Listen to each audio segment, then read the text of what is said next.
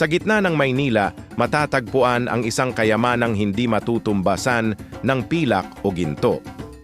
Ang Pambansang Museo ng Pilipinas, ang pintuan sa ating nakaraan at salamin ng ating pagkakakilanlan.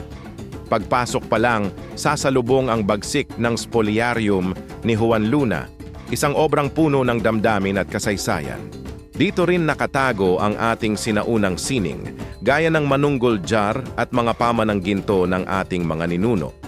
Saksi ang mga pamanang ito sa husay ng mga Pilipino bilang mga bihasang mandaragat at artisan bago pa man dumating ang mga dayuhan.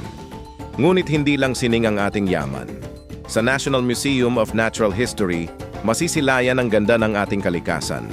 Mula sa ating biodiversity hanggang sa mga kwento ng ating mga pambansang simbolo, bawat sulok ay may aral.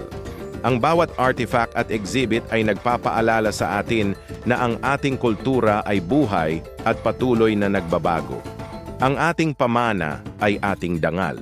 Halina't bisitahin, pag-aralan, at higit sa lahat, ingatan ang ating kasaysayan. Dahil sa pag-unawa sa ating pinagmulan, mas nagiging maliwanag ang ating kinabukasan. Like, comment, at share para sa marami pang kwentong Pilipino. Bisitahin ang National Museum ngayon